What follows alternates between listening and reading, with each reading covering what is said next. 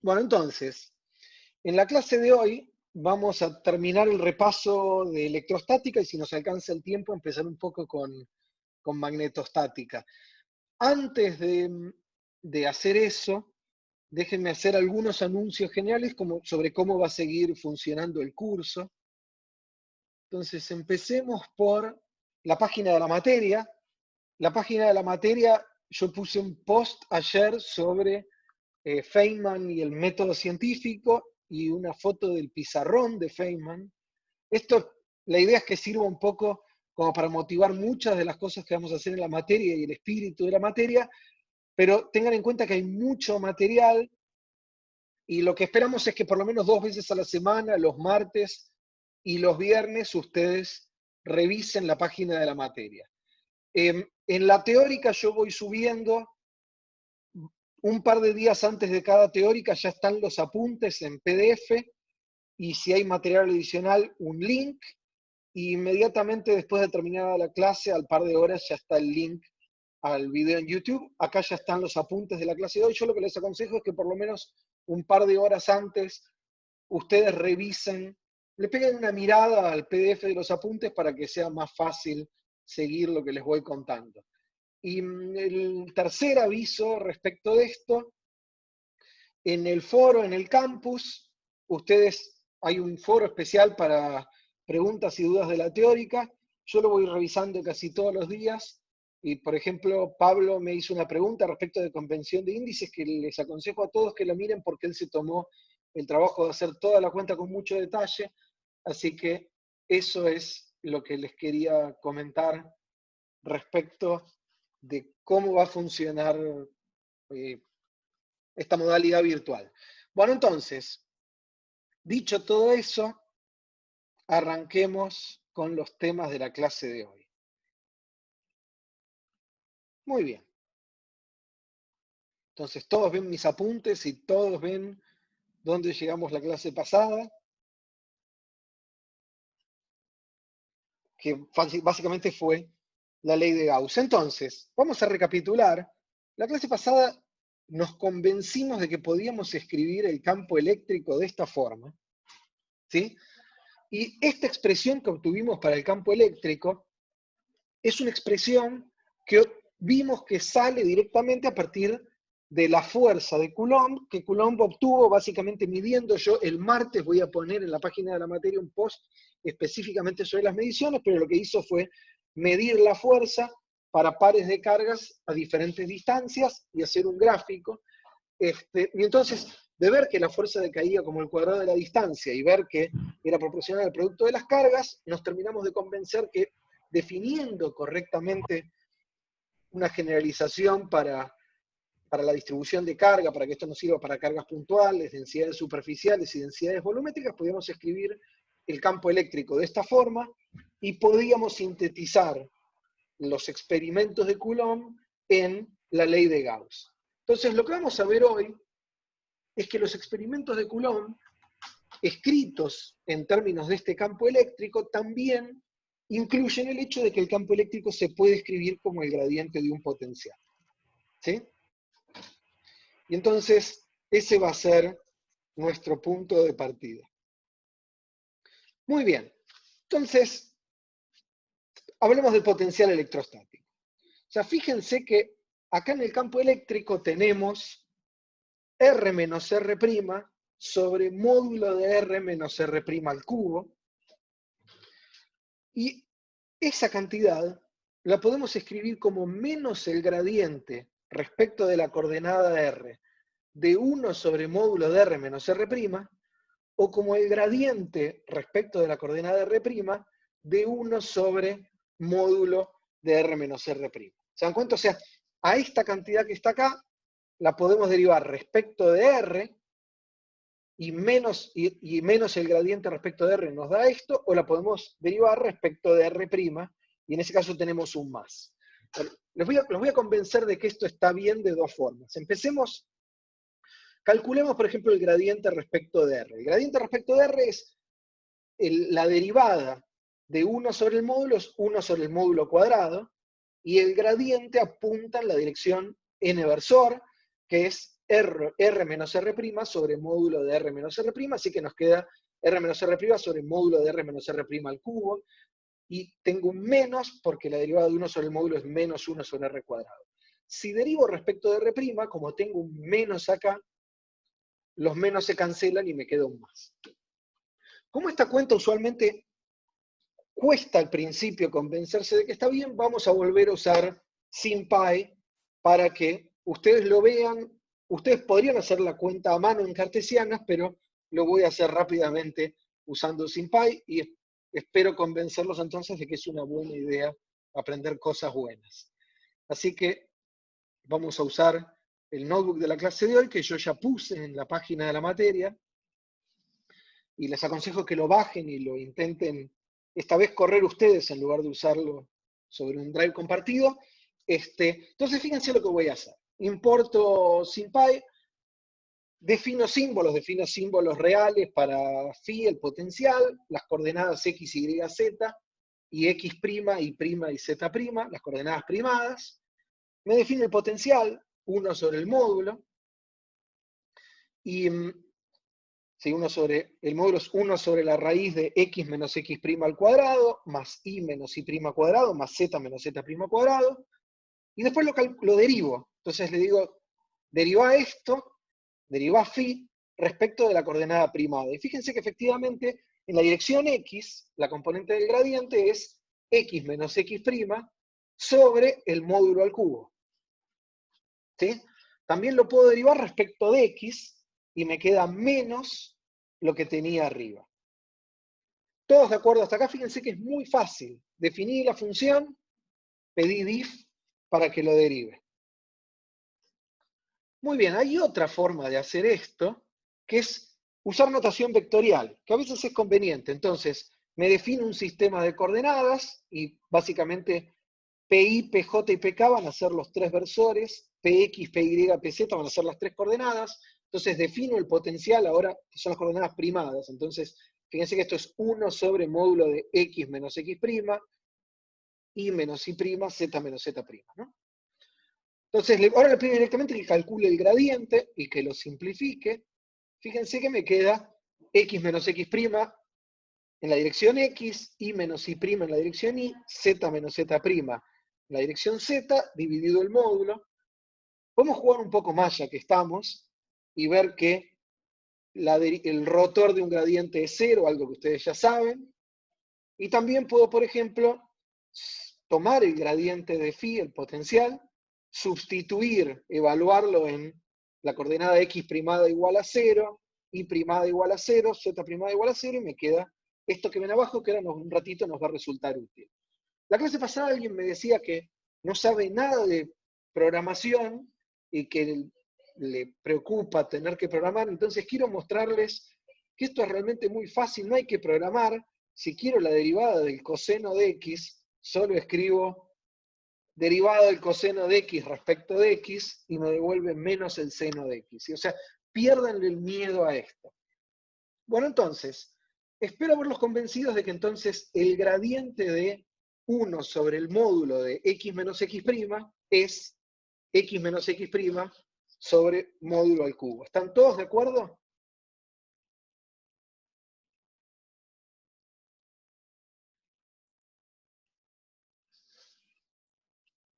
Bien, parecen estar todos de acuerdo.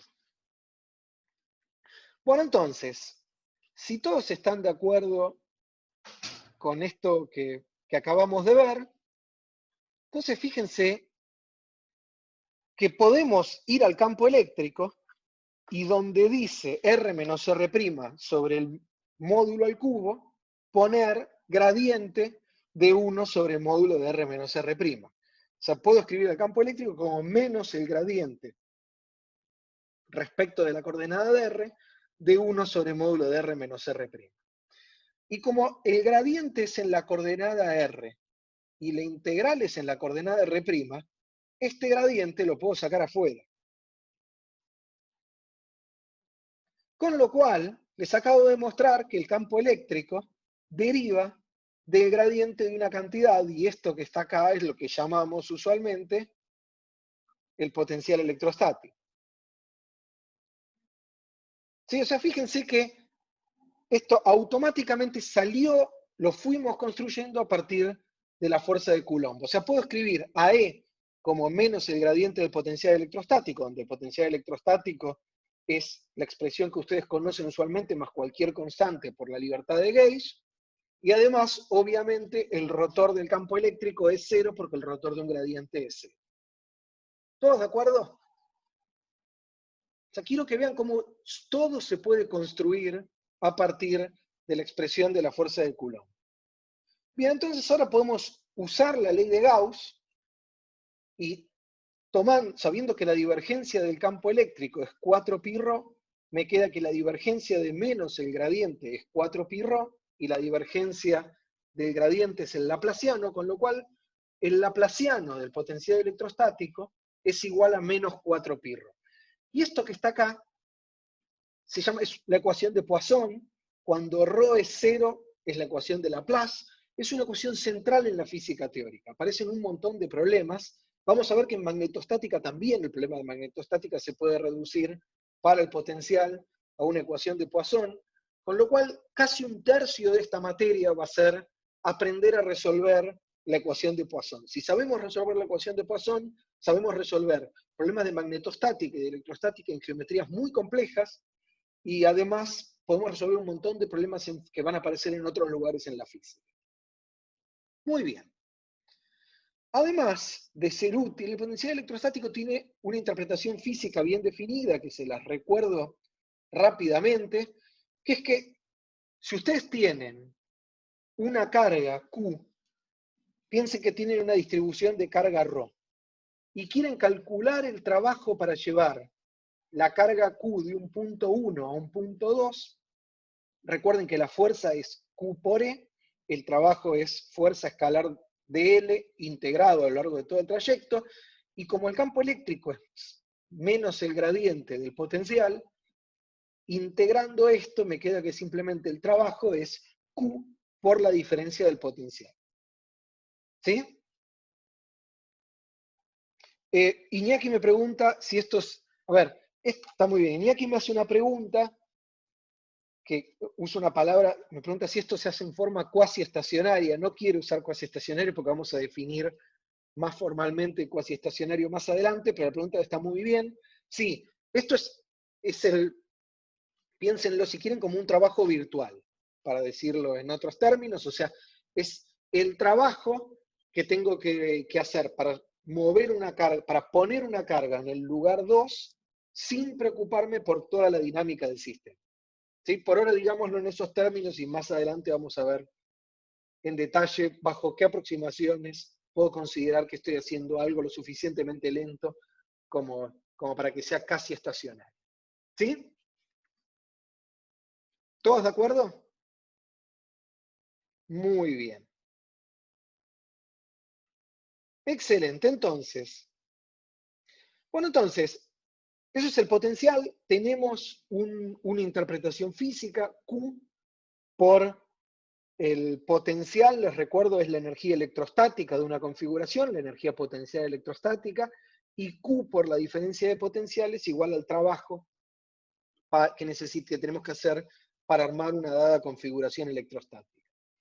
Bien, entonces, yo en cada clase voy mezclando algo de repaso con algo nuevo que nos va a servir para las próximas clases. Y ahora vamos a hacer algo que probablemente lo vieron mínimamente en el curso de electromagnetismo en Física 3, pero que lo voy a formalizar un poquito más y nos va a servir para cosas que vamos a hacer más adelante en la materia. Entonces vamos a ver el desarrollo multipolar del potencial.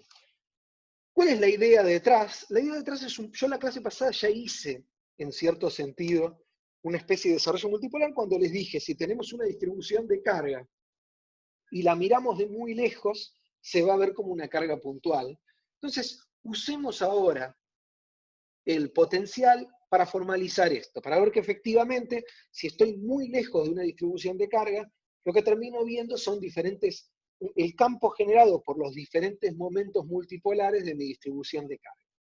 Entonces, pensemos que tenemos una carga localizada en una región del espacio. O sea, puede ser, por ejemplo, una banana cargada. Quiero que piensen, puede ser una estructura muy compleja. Puede ser este marcador, que tiene un montón de detalles como la tapa, ¿sí? La forma, no es simplemente un cilindro.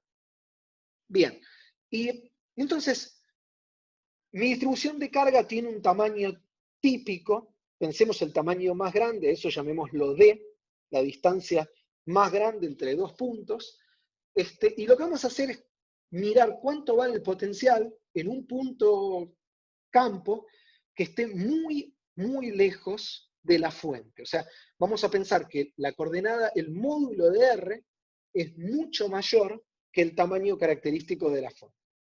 ¿Sí? Entonces, cualquier punto adentro de la fuente, cualquier coordenada R', va a ser mucho más chica que R. Y entonces puedo agarrar en la expresión del potencial el 1 sobre el módulo de R menos R' y desarrollarlo por Taylor para R' mucho más chico que R. ¿Sí? ¿Todos de acuerdo hasta acá?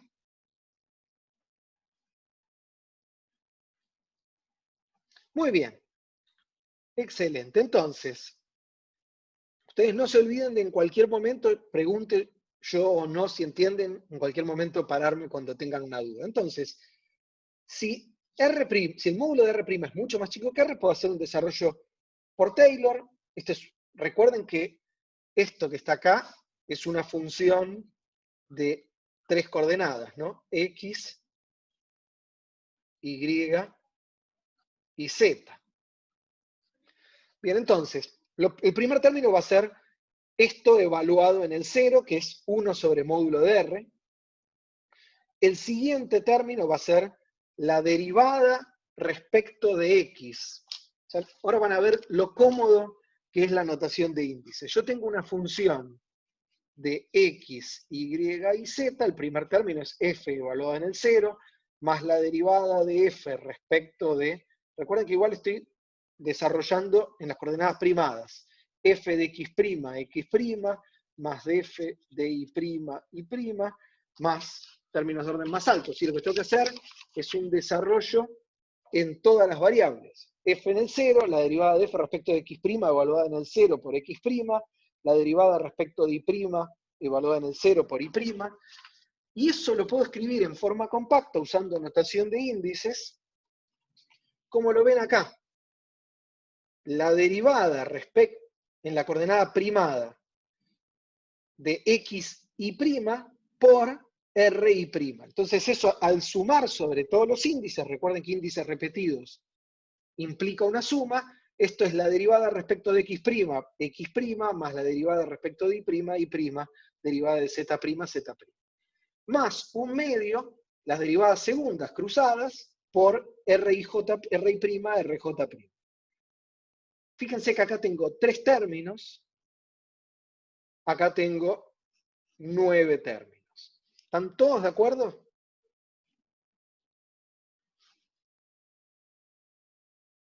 Muy bien. Entonces, si están de acuerdo hasta acá, vamos a volver a SymPy para mostrarles cómo todos estos términos, si ustedes tienen dudas, porque ahora los voy a hacer rápido y usando notación de índices, pero ustedes los pueden verificar en coordenadas cartesianas. Entonces, volvamos al notebook. Y yo acá tengo calculadas algunas de esas derivadas. Entonces, fíjense, por ejemplo, acá tengo la derivada del potencial, ¿sí? La derivada del potencial respecto de X', evaluado en X' igual a 0, Y' igual a 0, Z' igual a 0. Y fíjense que el resultado es X sobre el módulo de X al cuadrado. Muy bien.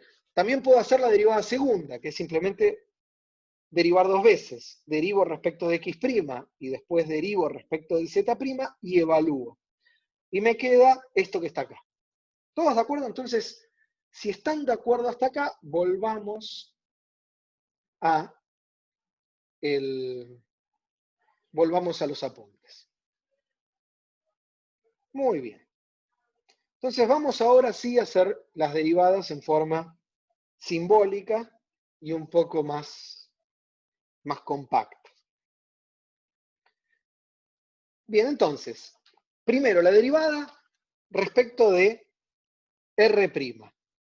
La derivada respecto de R', yo ya la hice, es el gradiente. Y es justamente RI menos RI' sobre el módulo de R menos R' al cubo. ¿Sí? Y evaluado en R' igual a 0 es RI sobre módulo de R al cubo. ¿Qué es lo que les mostré? La derivada en la dirección X' es evaluada en el 0, es X sobre el módulo de R, en Y es Y sobre el módulo de R al cubo, y en Z lo mismo apuntando en Z. ¿Están todos de acuerdo hasta acá? A ver, Camila tiene una duda. Camila ve solo 6 términos. Bien, perfecto. A ver, Camila, acá pensá que tenés I y J pueden tomar los valores 1, 2 y 3. O sea que esto que está acá, pensá en solo esto, lo podés representar como una matriz de 3 por 3. ¿Sí? El término que es XX, la derivada de XX, XY, XZ, Y en la diagonal, XY, YZ, y lo mismo en Z. ¿Estamos? O sea, es como, podés rellenar una matriz de 3 por 3. De hecho, eso que está ahí es un tensor de rango 2. ¿Está claro, Camila? Muy bien. Excelente. Bueno, entonces, tenemos los 3 términos el segundo término, de hecho, en el desarrollo de Taylor. Vamos a calcular los términos de la derivada segunda, justamente los que me preguntaba Camila. Entonces, lo que toca hacer es calcular la derivada respecto de xy' y respecto de xj' de 1 sobre el módulo de R menos R', evaluado en R' igual a 0. Y esto es fácil porque la derivada respecto de y' ya la calculé, y es esto que está acá. Entonces, lo único que me queda hacer es calcular respecto de... A ver, ahora le contesto a Pablo. Muy bien. Pablo me hace una pregunta interesante. Pablo me dice, acá hay 2 índices repetidos, porque tengo RI menos RI'. Y me pregunta si acá hay convención de la suma. No, ahí no hay convención de la suma porque están restando, exactamente, son 2 términos. Tendría convención de la suma si tuviese esto.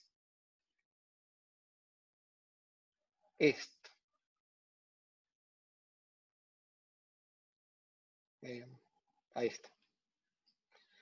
Eso es básica, esto que está acá es simplemente el módulo cuadrado de R menos R'.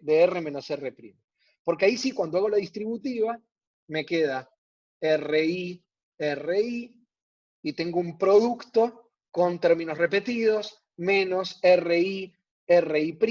Esos son, o sea, cuando me refiero a un mismo término, tienen que estar multiplicados las cantidades que tienen los índices repetidos. ¿Sí, Pablo? Excelente. Muy bien. Entonces,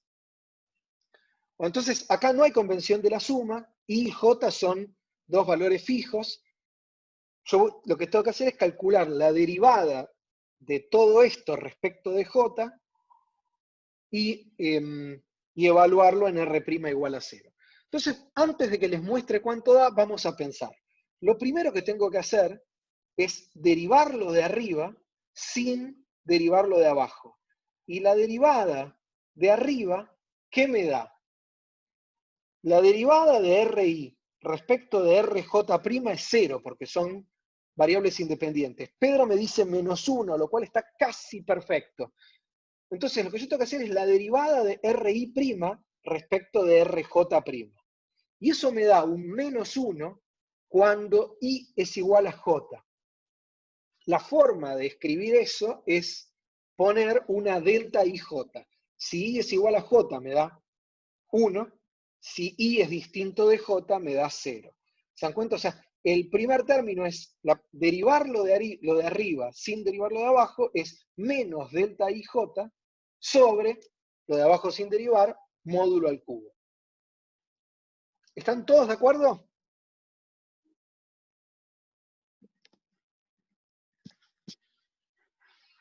Acá los voy a esperar a que si alguien tiene una duda, porque esto es crucial para entender notación de índices y cómo derivar y trabajar en notación de índices. Entonces, por las dudas lo repito, la derivada de R respecto de R' es 0. Son coordenadas independientes. La derivada de RI'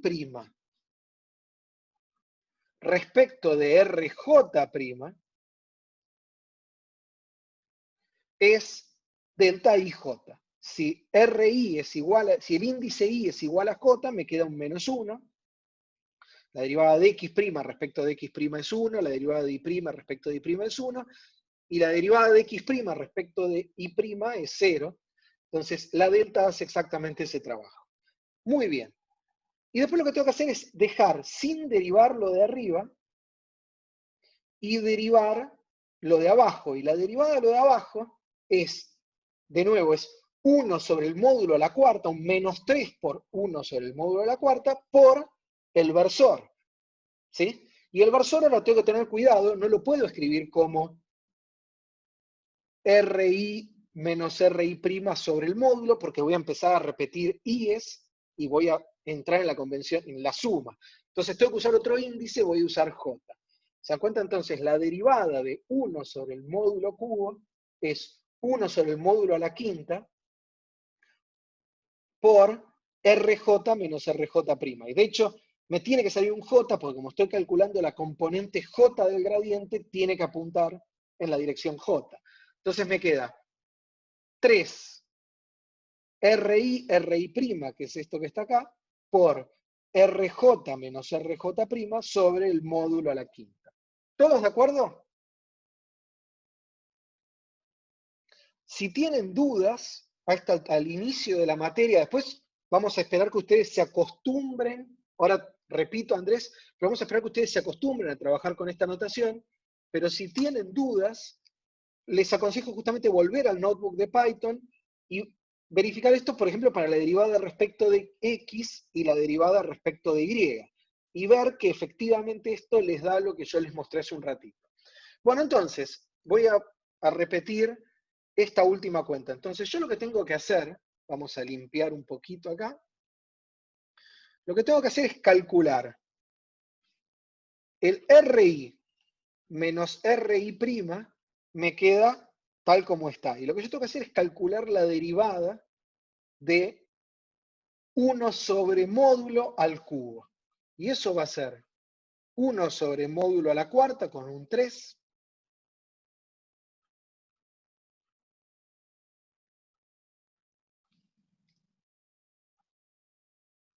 ¿Sí? Voy a tener un menos acá. Entonces va a ser RI menos RI' sobre el módulo, perdón, a la cuarta. Y como es el gradiente lo que estoy calculando, o sea, estoy calculando la componente jésima del gradiente, me va a salir un versor que apunte en la dirección J, o sea, un RJ menos RJ' sobre el módulo de R menos R'. Y como estoy derivando respecto de la coordenada primada, y tengo un menos acá, el menos con el menos se hace más. ¿Sí, Andrés? ¿Todos lo ven ahora? O sea, me queda RI menos RI', RJ menos RJ' por 3, dividido el módulo a la quinta. Ahí está perfecto. Ahí Andrés me dice que le quedó más claro. Bueno, entonces, y esto lo evaluamos en el... Pablo quiere que... A ver si Pablo... Bien, vamos a repetir toda la cuenta y no me moleste repetirlo la cantidad de veces que sea necesario porque después lo voy a hacer más rápido, les aviso. Entonces, a ver, yo quiero calcular la derivada de todo esto, la derivada segunda. La derivada primera yo ya la calculé arriba, entonces todo esto que está acá lo reemplazo por esto que está acá y me queda solo la derivada respecto de j de esto. ¿Sí? Y entonces después hago la derivada de lo de arriba dividido lo que está abajo sin derivar, me queda menos delta ij sobre el módulo al cubo, más la derivada, lo que está arriba sin derivar, que es esto, por la derivada de 1 sobre el módulo al cubo. O sea, el gradiente de 1 sobre el módulo al cubo. Y el gradiente de 1 sobre módulo al cubo es 3, 1 sobre módulo a la cuarta, por la componente J del versor. Todo esto que está acá es NJ versor. Que ahí se los conté de 3 formas diferentes, a ver si les queda más claro. Sobre Amalia me pregunta si lo normalicé así. En realidad no normalicé nada, esta es la derivada. Lo que pasa es que el versor es justamente es el vector dividido el módulo del vector. El versor es el versor unitario, es el vector R dividido el módulo. Exactamente. ¿Sí, Pablo y Amalia ahora están todos de acuerdo? Pablo dice que sí, y Amalia.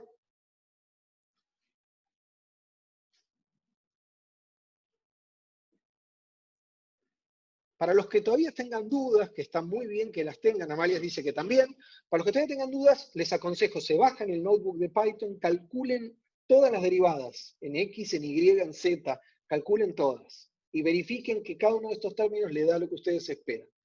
Muy bien, entonces, evalúo esto en el 0, y lo que me queda es 3RIRJ, ¿sí? A ver, esto que está acá evaluado en el 0, en R' igual a 0, esto se va, esto se va, esto se va, me queda 3 RIRJ sobre módulo de R a la quinta, menos delta IJ sobre módulo de R al cubo, y para sacar factor común R a la quinta, lo puedo escribir delta IJ por R cuadrado sobre R a la quinta. ¿Estamos? Entonces, si están de acuerdo hasta acá, ahora lo que tengo que hacer, les recuerdo que todo esto empezó porque quería hacer Taylor, tengo que reemplazar este resultado de acá y este en este desarrollo de Taylor. Y reemplazando lo que me queda es que entonces el potencial electrostático de una carga que está acá, cuando yo la miro desde muy lejos, lo puedo desarrollar como la integral de ρ, la distribución de carga, por 1 sobre R más RI sobre R cubo por R', más un medio de todo esto por RI', RJ', más términos de orden más alto. Y esto lo puedo pensar, entonces, distribuyendo cada una de estas integrales, lo puedo pensar como un potencial de orden 0, más un potencial de orden 1, más una corrección de orden 2, más correcciones de orden cada vez más alto. ¿Todos de acuerdo hasta acá?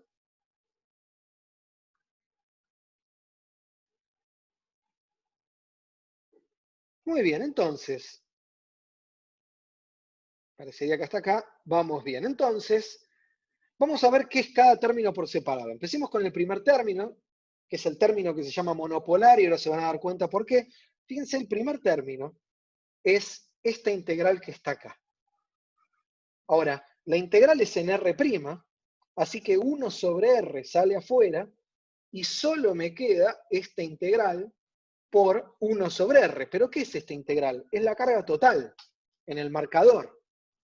¿Se dan cuenta? O sea, es integrar la densidad de carga en toda la coordenada primada es simplemente calcular la carga total. Entonces lo que me queda es que el primer término es Q sobre R, donde Q es la carga total. Y fíjense lo que pasa, lo que me está diciendo esto, fíjense que los siguientes términos que ven acá, este término decae como 1 sobre R cubo, este decae como 1 sobre R a la quinta, o sea que si me voy muy lejos, decae muy rápido.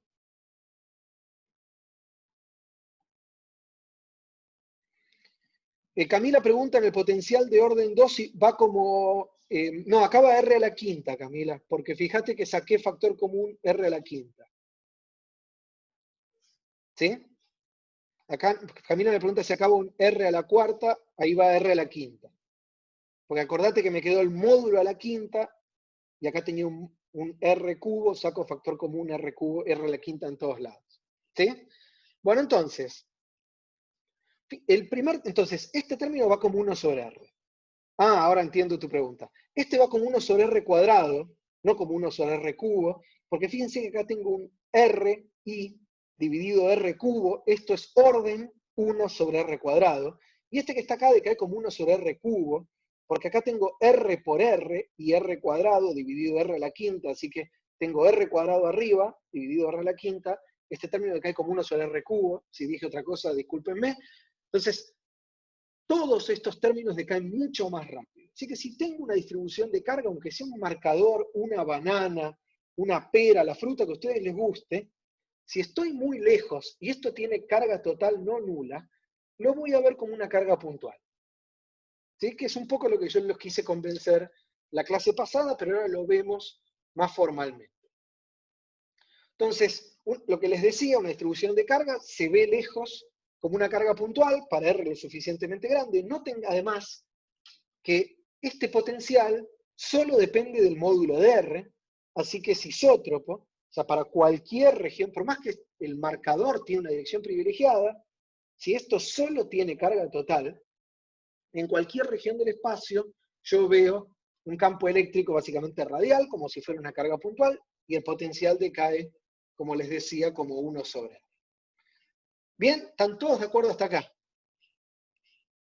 O sea, de golpe, la abstracción de la carga puntual se empieza a volver muy útil. Porque cualquier cosa que tenga carga total, carga neta, y esté lejos, lo vamos a pensar como una carga puntual. El siguiente término es el término dipolar. Entonces, veámoslo.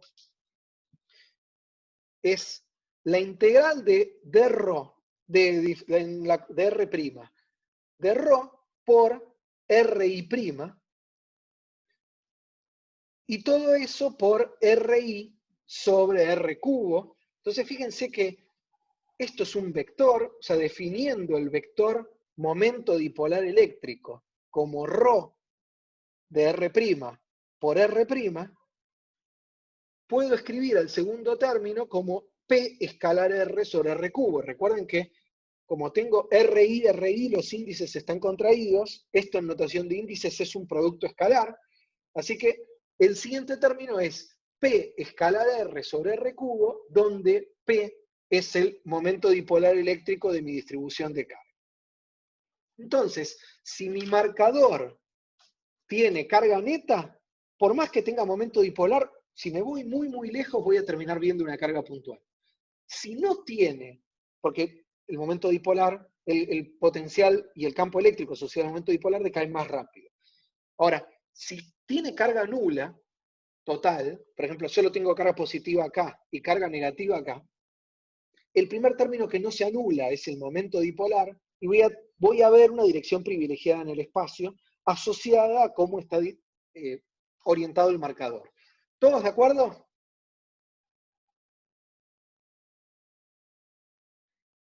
Bien.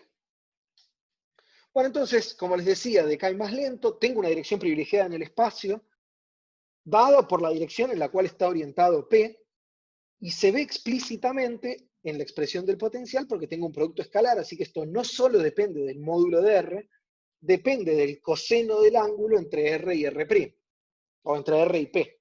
¿Sí? Entonces, Francisco me pregunta, en notación de índices, en I e I' tengo una sumatoria que está muy bien la pregunta de Francisco, y ojo porque la prima no está en el índice. Esto es RI, donde esta R' es el punto fuente y este es el punto campo. Entonces, cualquier cosa, por ejemplo, si vos tenés AI, BI, aunque sean dos vectores diferentes, esto significa AXBX más AIBI más AZBZ, y esto significa R escalar R'. Ahí Francisco se dio cuenta. Claro, exactamente. Ricardo me pregunta por qué habría una dirección privilegiada. Ahora te lo voy a mostrar, espero convencerte mejor, pero lo que rompe la isotropía del espacio es la presencia del dipolo. El dipolo apunta en alguna dirección. Ahora vamos a construir un dipolo y te vas a dar cuenta, pero justamente, suponete que yo tengo la tapa negra cargada con carga positiva y toda esta región con carga negativa. ¿Sí? Eso me da una dirección privilegiada. Cuando yo roto esto, me doy cuenta que lo estoy rotando. No es lo mismo que una esfera cargada uniformemente. ¿Sí, Ricardo?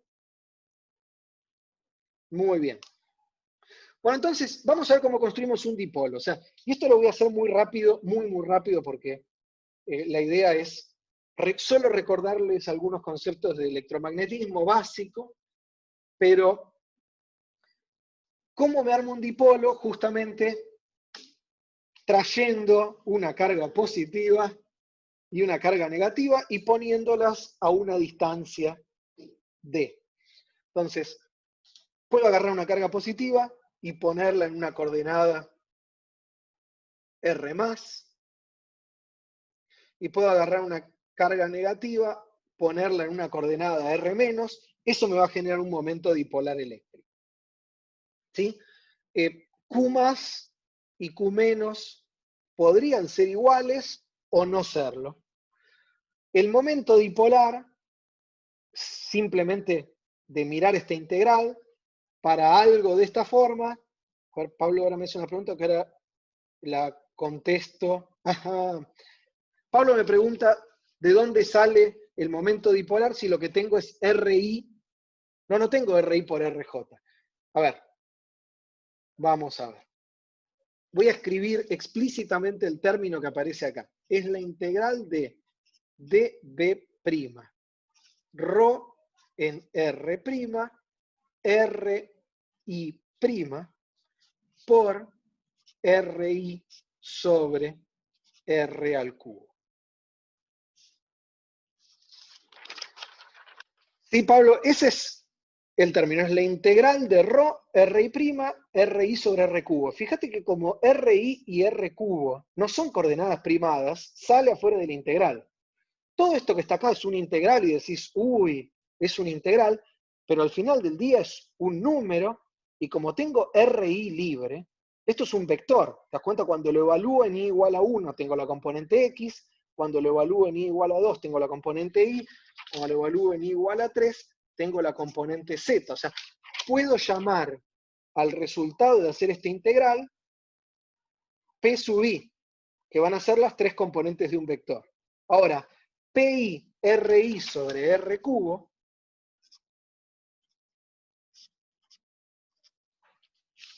¿sí? Esto que escribí acá es P escalar R sobre R cubo. ¿Sí, Pablo? Perfecto. Muy bien, entonces les estaba diciendo, armemos entonces un dipolo trayendo dos cargas, una positiva y una negativa. El momento dipolar es simplemente la carga total más por la coordenada R más la carga total menos por la coordenada R menos.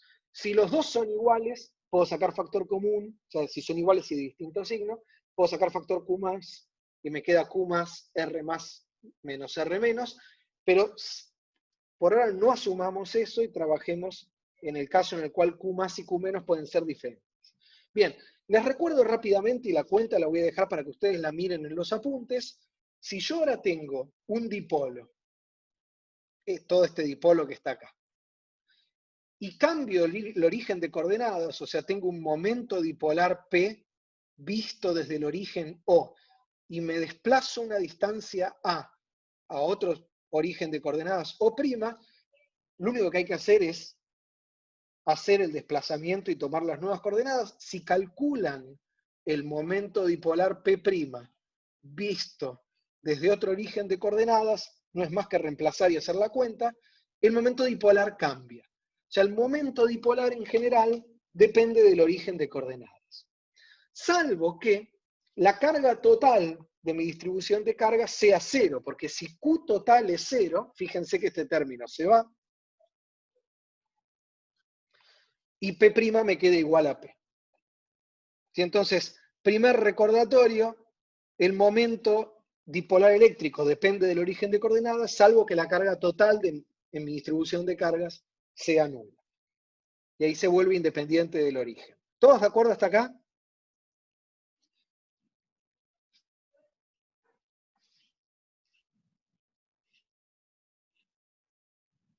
Muy bien. Lo siguiente, está muy bien. Carolina y Sofía me hacen dos preguntas que están muy bien. Carolina me pregunta si es por la pérdida de simetría y Sofía me pregunta qué explicación física tiene eso. A ver, la explicación más sencilla es piensen en términos mecánicos, piensen, ustedes conocen otro tipo de momentos dipolares de mecánica, o sea, es bastante esperable que si la carga total, y no tiene que ver con una pérdida de simetría, es bastante esperable, por lo menos por el momento, es bastante esperable que si la carga total no es cero, las cosas dependan desde donde lo miro, ¿no? O sea, piensen, por ejemplo, yo pongo el origen acá. Si esto tiene una carga total Q, cuando yo lo corro, medido desde este punto, voy a tener un momento dipolar justamente porque lo desplacé de mi origen. Hay una dirección privilegiada que es la que une mi origen con la posición de la carga. ¿Sí? ¿Están todos de acuerdo? O sea, es esperable que si la carga total no es nula, al desplazar una carga desde un dado punto elegido arbitrariamente en el espacio porque decidí pararme ahí, yo veo un momento dipolar. ¿Sí? Espero que eso conteste excelente. Muy bien, entonces, ahora, si la carga total es cero, eso deja de valer. Entonces, si la carga total es cero, el momento dipolar es realmente el momento, es lo mismo que el momento desde el centro de mi distribución de carga. Muy bien. Entonces, rápidamente otra cosa, esto es un poco más complicado, pero se los quiero contar rápido y después ustedes pueden ver las cuentas. Lo siguiente que nos podríamos hacer es la pregunta, nosotros en la clase pasada introdujimos la idealización de una carga puntual, como la delta de Dirac, y vimos que resolvíamos el problema que le preocupaba a algunos de ustedes de qué pasaba con la integral cuando tenía una carga puntual. Entonces, introdujimos la abstracción de una carga puntual, introdujimos distribuciones, de forma tal que el potencial de la carga puntual Q sobre R o el campo eléctrico que genera, lo puedo pensar como el campo generado por la distribución Q por una delta de R menos R'. Entonces me podría preguntar, ¿existe una abstracción, existe una carga bipolar puntual tal que el potencial exacto que me genera sea el de un dipolo? Y la respuesta es sí, en términos matemáticos. Entonces, vamos a ver cómo lo construimos. Lo que queremos es que se anule el primer término del desarrollo y que se anulen todos los siguientes y solo nos quede el término dipolar eléctrico de la expansión del potencial. Eso significa que la carga total tiene que ser cero. Entonces lo que voy a hacer es tomar, ya se imaginarán, voy a tomar dos carguitas puntuales, una con carga más Q y otra con carga menos Q, y las voy a hacer tender a cero. Entonces, al tener una más Q y otra menos Q, me aseguro que la carga total sea cero, y al hacer tender a las dos a que estén muy, muy cerquita para tener un momento dipolar finito, voy a pedir que el límite sea con las cargas tendiendo a infinito, la distancia entre las dos cargas tendiendo a cero, pero con el producto de las cargas por las distancias tendiendo al módulo del momento dipolar.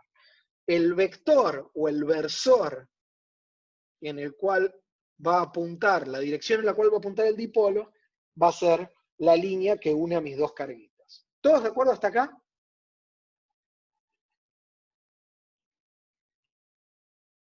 Bien.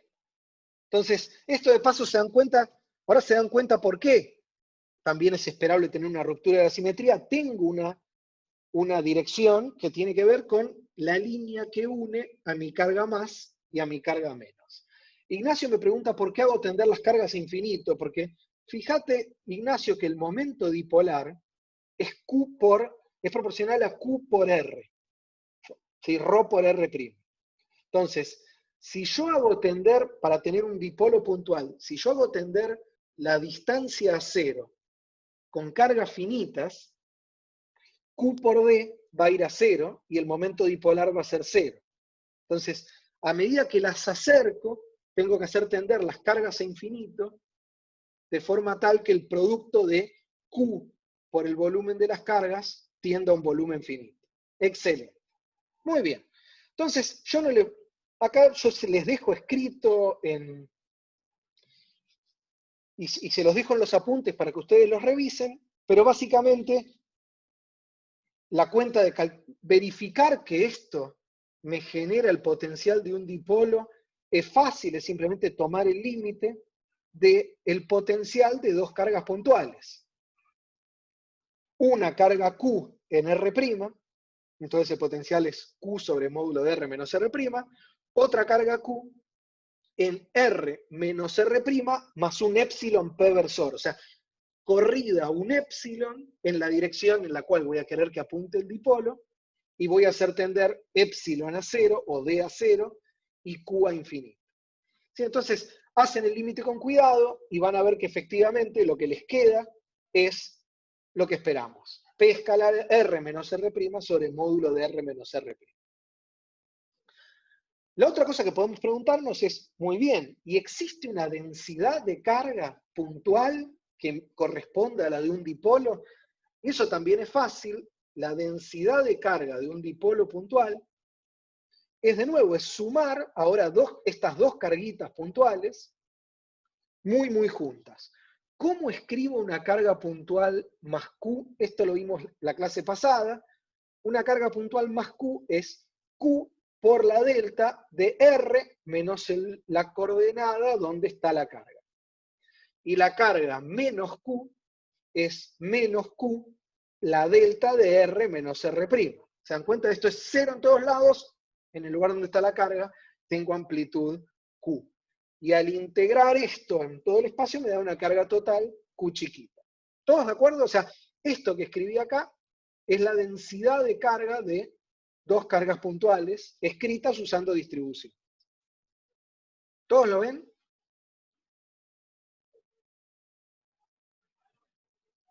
Bien. Si hacen el límite, ahora de nuevo, volvemos a hacer el límite, las cargas muy juntitas, la amplitud de las cargas tendiendo a infinito, pidiendo que Q por épsilon me dé P, o Q por D me dé P, lo que van a terminar viendo es que la densidad de carga se puede escribir como P por la derivada en la dirección en la cual apunta el dipolo por la delta, o reordenando un poquito, menos P escalar gradiente aplicado a la delta de R menos R'. Entonces, ¿se dan cuenta por qué yo en la clase pasada me tomé el trabajo de enseñarles cómo derivar distribuciones? Bien, entonces aprendimos algo fantástico, que es que podemos escribir la densidad de carga asociada a un dipolo puntual como menos P, el momento dipolar del dipolo puntual, escalar gradiente de la delta de Dirac. Bien,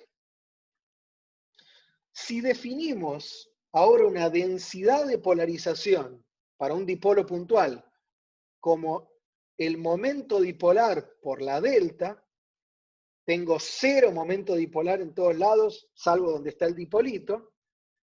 Entonces, fíjense que con esta definición del momento de la densidad dipolar en el medio, llegamos a que la densidad de carga de polarización es menos el gradiente menos la divergencia de la polarización del medio. Lo cual es muy llamativo porque probablemente ustedes esto se los dijeron en física 3, pero nosotros lo acabamos de obtener formalmente solo usando la expresión de la fuerza de Coulomb y el formalismo de distribuciones. O sea, es consistente con la fuerza de Coulomb, nuevamente, que la densidad de polarización asociada, la densidad de carga asociada a un dipolo sea menos la divergencia de la polarización. Gabriel dice que no le cierra este último paso y Tadeo tiene una pregunta mientras Tadeo...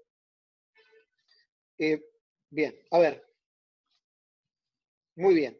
Entonces, tienen todos varias preguntas, entonces vamos por pasos. A ver, Gabriel dice que no le cierra el último paso, Tadeo dice si es lo mismo P escalar gradiente que gradiente escalar P, y Pablo pregunta por qué me queda una divergencia. Todas estas preguntas están relacionadas, así que ordenémoslas. Empecemos con, ¿es lo mismo P escalar gradiente que gradiente escalar P? No. No es lo mismo porque el gradiente no es un vector cualquiera, es un operador diferencial y opera sobre todo lo que está a la derecha. ¿Sí? Así que P escalar gradiente es el vector P o el gradiente proyectado en la director del vector P aplicado a la delta. Si lo das vuelta, se vuelve una divergencia. O sea, ojo con esto. El nabla no es un vector cualquiera, es un operador y el orden de todo lo que está a la derecha es castigado por ese operador. Bien, respecto de las preguntas de Pablo y de Gabriel están relacionadas, que tienen que ver con por qué me queda la divergencia o por qué. Empecemos con por qué me queda un gradiente. Fíjense que yo no paré en hacer la cuenta y se las quiero realmente dejar para que las lean ustedes, para que se acostumbren un poco a pensar en esta notación, pero fíjense que acá yo lo que hice fue la resta entre las dos cargas, tomé el límite, y lo que me queda en el límite es una derivada direccional, porque si se fijan acá, esto es una función evaluada en un desplazamiento epsilon p versor, y esta es la misma función evaluada en R'. Entonces, lo que me queda es P, el módulo del dipolo, por la derivada direccional en la dirección en la que apunta el dipolo de la delta. Y eso se puede escribir directamente cuando ustedes tenían una derivada respecto de algún versor, ¿sí? Por el módulo del versor, lo pueden escribir como el vector completo escalar gradiente.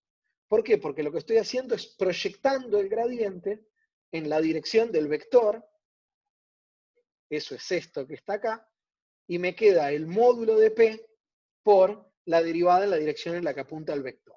¿Todos de acuerdo? Entonces, ese es el motivo por el cual acá me queda P escalar gradiente aplicado a la D. ¿Sí? Bien. Ahí Tomás ya me dice que hasta acá compró. Entonces, y ahora fíjense, si yo ahora me defino el momento dipolar, en realidad la densidad de polarización, como el vector P por la delta,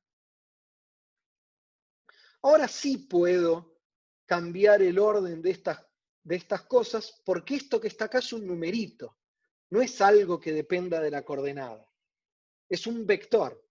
¿Sí? Entonces, reemplazando esta definición, yo ahora puedo agarrar y decir, escribamos esto es PI derivada I, sí, PI derivada I de la delta de R menos R'.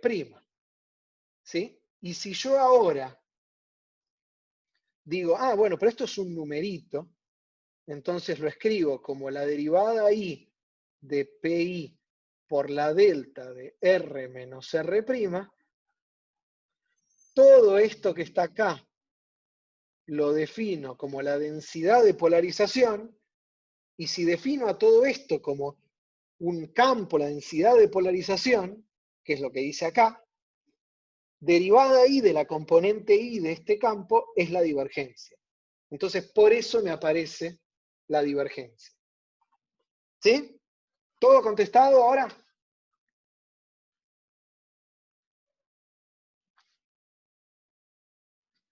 Muy bien. Entonces, esto me tomó un poquito más de lo que yo me hubiera gustado.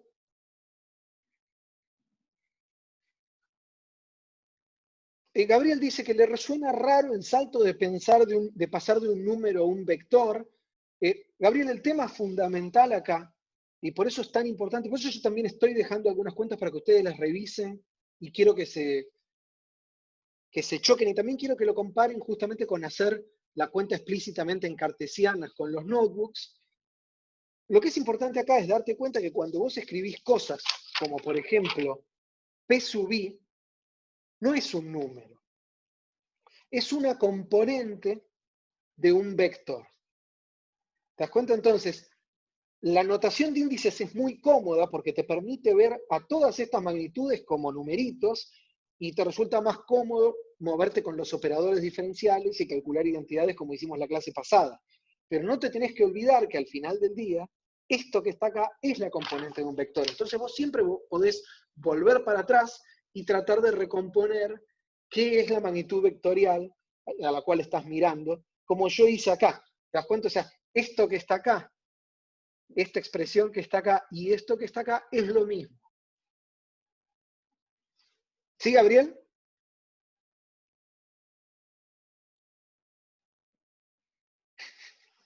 Está resignado y dice, bueno, Gabriel. Nos vamos a ir acostumbrando, dale. Muy bien, entonces, vamos a ver el último término de este desarrollo.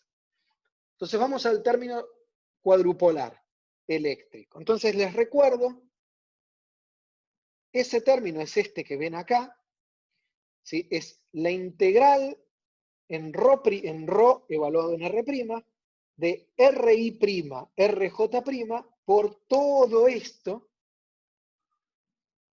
que está evaluado en R y lo puedo sacar afuera del integral. Entonces, el último término en el desarrollo es un medio de 3RIRJ menos delta IJ R cuadrado dividido R a la quinta por CIJ, donde CIJ es la integral de ρ de R', RI', RJ'. ¿Todos de acuerdo? Algunos de ustedes estará tentado en decir, esto es el momento cuadrupolar eléctrico, pero no lo es. Tenemos que reordenar un poco las cosas para que esto sea el momento cuadrupolar eléctrico. ¿Y por qué? Y esto va a ser muy importante para más adelante en la materia. Esto no es el momento cuadrupolar eléctrico porque hay un montón de términos en esta integral que está acá que no son independientes. Fíjense, para empezar, esta matriz es simétrica. ¿Se dan cuenta? Porque hacer esa integral para i igual a x y j igual a y es lo mismo que hacerla al revés. Me queda la integral de ρ por x' y'. ¿Sí? Entonces, para empezar tenemos eso, y para seguir, los términos de la diagonal son algo tipo ρ por r cuadrado, así que van a tener que ver con la carga total. Así que no todos los términos en esta matriz de 3×3, si lo quieren pensar, en realidad es un tensor, son independientes. Y nos vamos a ver obligados, para que aparezca el momento cuadrupolar eléctrico, a reordenar. Entonces, lo que podemos hacer es, recuerden que todo esto está multiplicado, entonces tomemos todo esto que está acá. O sea, el producto de 3RIRJ menos delta IJ R cuadrado por este tensor de ahí, y hagamos la y reordenémoslo un poquito antes de hacer la distributiva. Entonces, fíjense, R cuadrado lo puedo escribir como RKRL delta KL. ¿Por qué? Porque por convención de la suma, tengo que sumar sobre, como están repetidos todos los índices, tengo que sumar sobre todos los valores de K y L, solo me sobreviven los términos con K igual a L, así que esto es RX más RI más RZ, es X cuadrado más Y cuadrado más Z cuadrado, es módulo de R al cuadrado. ¿Todos de acuerdo? O sea, convertí el R cuadrado en una delta por el producto de dos vectores R. O si quieren, escribir el R cuadrado como R es producto escalar R. ¿Todos lo ven?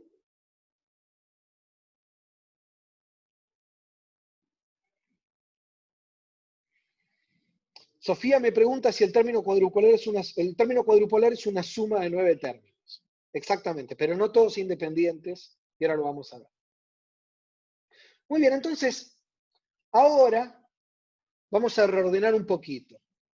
Pongo todas las deltas juntas, entonces me queda delta KL, delta IJ, y hagamos la distributiva, solo lo voy a hacer para el segundo término. Fíjense que me queda delta IJ, delta KL, RK, RL, CIJ. O sea, miren solo el producto de esto con esto.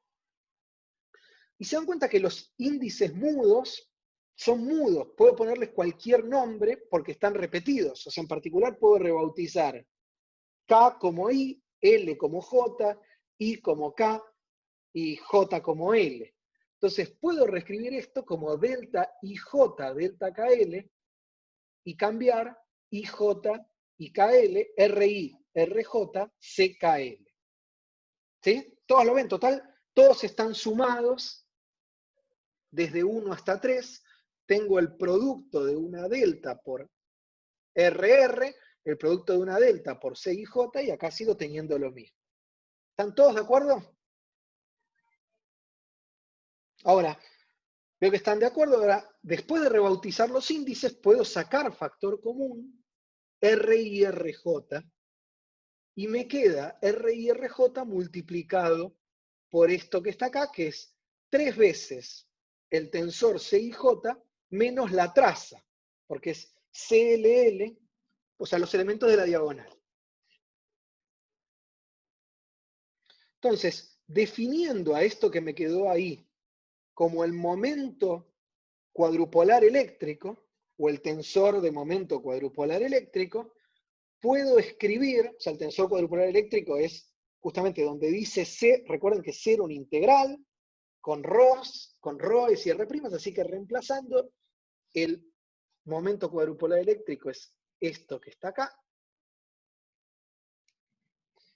y me queda reescrito el tercer término del desarrollo de una forma más compacta, un medio RI-RJ sobre R a la quinta por QIJ, que tiende, como les había dicho hace un rato, para R muy grande, el potencial decae como 1 sobre RQ. ¿Todos de acuerdo hasta acá? Entonces, ¿qué representa el momento cuadrupolar eléctrico?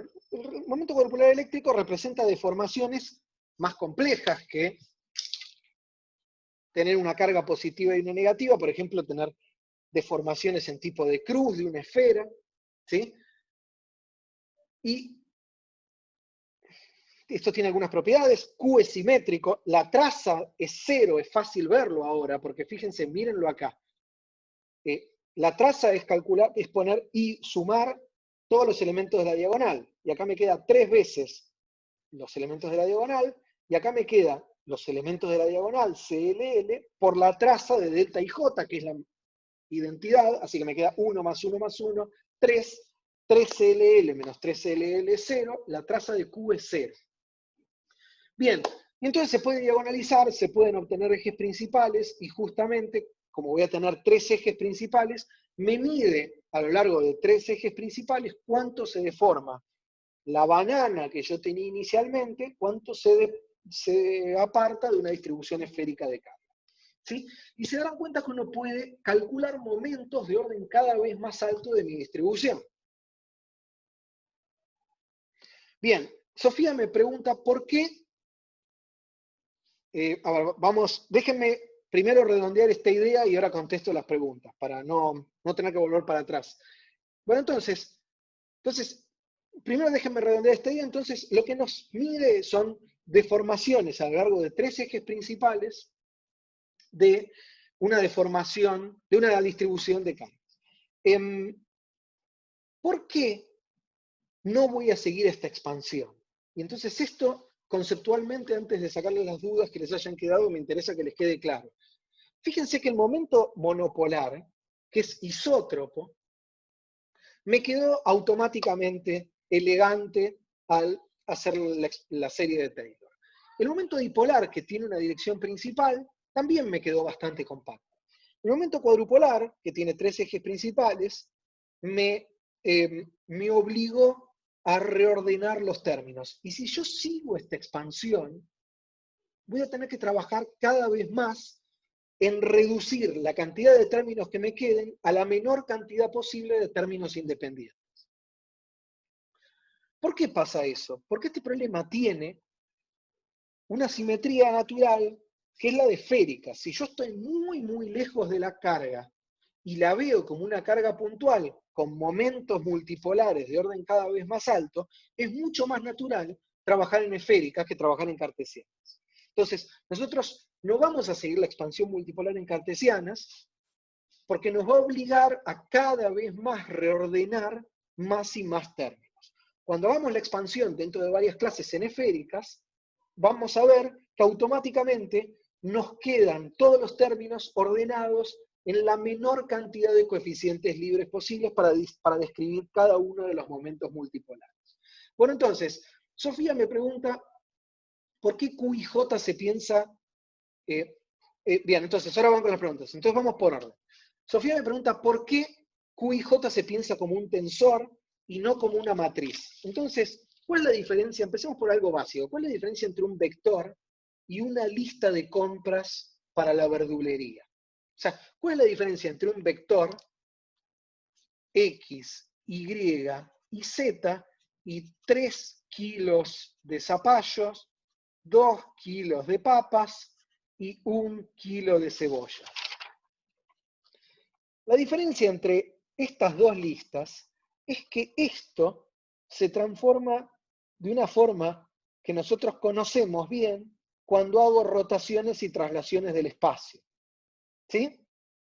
O sea, un vector no es cualquier lista de 3 números, es una lista de 3 números, que puede ser la velocidad, puede ser la aceleración, puede ser una fuerza, que cuando yo cambio de sistema de coordenadas, roto o me traslado a velocidad uniforme, se transforma igual que el vector posición. La lista de verdulería no se transforma así. ¿Sí? Bien. Ustedes pueden pensar que el momento cuadrupolar es una lista de verduras y ponerla, agarrar un Excel o cualquier planilla de cálculo que les guste y armar una matriz de 3×3 donde van a tener números, y eso está bien. Pero además, fíjense que Q y J tiene adentro un RI, RJ. O sea que es el producto, lo que tienen en filas y columnas son productos de coordenadas, con lo cual cada fila y cada columna de esta matriz se transforma como un vector. Y por eso es un tensor. ¿Sí? Muy bien. Pablo me pregunta, la pregunta de Pablo la voy a dejar para el final. Iñaki me pregunta, ¿cómo veo que la traza de Q y J es 0? Y lo veo calculando la traza. Entonces, tomemos esta expresión, Q y J, y le calculamos la traza. La forma de calcular la traza es repetir los índices. O sea, yo tengo Q y J, pongo I igual a J, y acá automáticamente tengo la convención de la suma, porque esto es QXX más QI más QZZ. Entonces ahora vayamos a la fórmula. QII es 3CI, y donde dice J pongo I, menos CLL delta II. ¿Sí?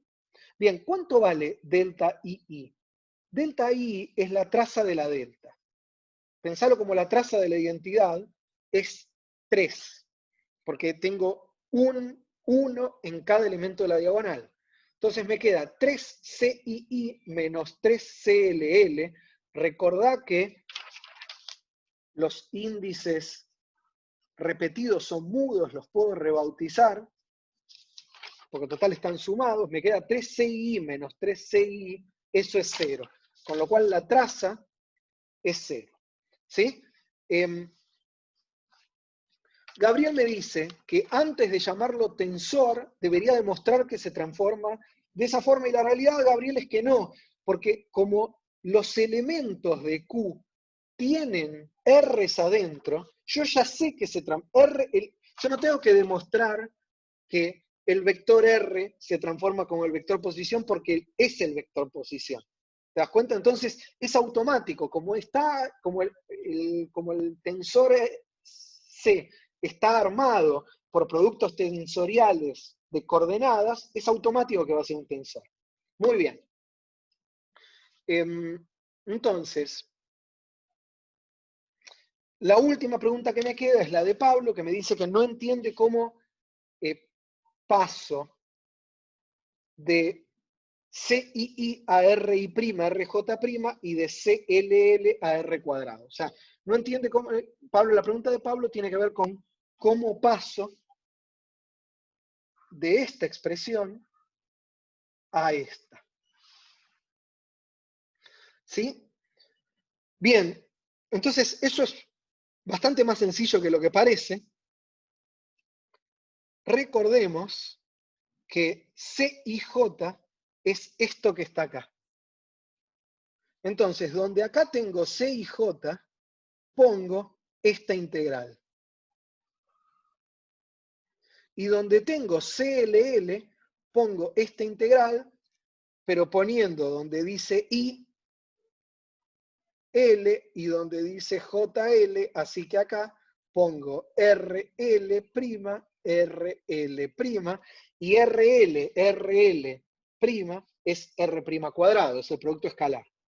Entonces, juntando todo eso, me queda esta expresión de acá. ¿Sí, Pablo?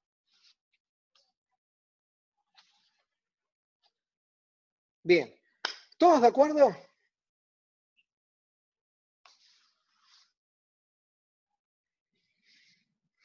Pablo me pregunta si todo tensor se representa como una matriz.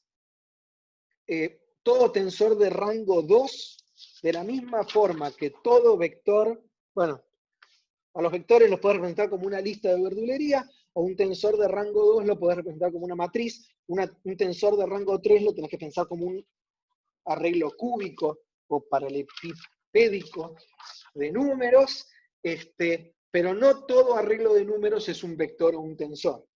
¿Sí? Bien, excelente. ¿Están todos de acuerdo? ¿No hay ninguna duda? ¿Todos firman que puedo seguir avanzando? Muy bien. Entonces, vamos a terminar este repaso de electrostática viendo rápidamente campo electrostático en medios materiales. Y a ver, les recuerdo, hasta ahora yo estuve trabajando con las ecuaciones de Maxwell en vacío. Y las ecuaciones de Maxwell en vacío, si yo conozco la densidad de carga, o sea, si yo conozco las fuentes, las corrientes y la densidad de carga, me dicen cuánto vale el campo eléctrico y cuánto vale el campo magnético. Pero si yo tengo medios materiales, las ecuaciones de Maxwell no me alcanzan para conocer los campos. Necesito saber cómo los medios responden a los campos. ¿Sí? Y no solo eso, muchas veces se dice que entonces uno necesita conocer las relaciones constitutivas del medio. La realidad es que uno necesita conocer más, uno necesita conocer las propiedades termodinámicas del medio para poder conocer el campo eléctrico y magnético. Y las relaciones constitutivas son parte de las propiedades termodinámicas del medio. Pero bueno, entonces lo que uno necesita saber si uno tiene un campo electrostático y un medio material, cómo reacciona el medio esos campos para poder calcular el campo. Y complementar las ecuaciones de Maxwell con ecuaciones constitutivas y de la termodinámica en general.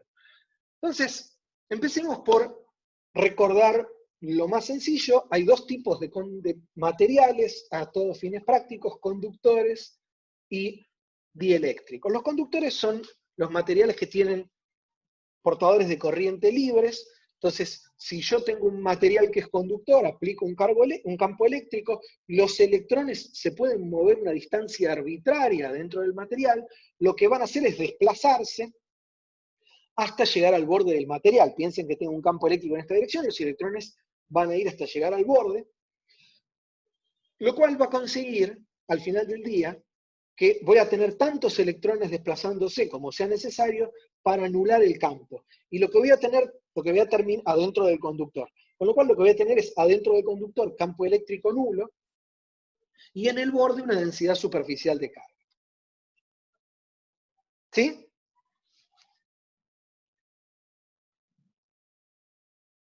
Acá los noto más tímidos. Todos le tienen miedo a los medios materiales. Les adelanto que me parece física pura los medios materiales, así que vamos a ver bastante.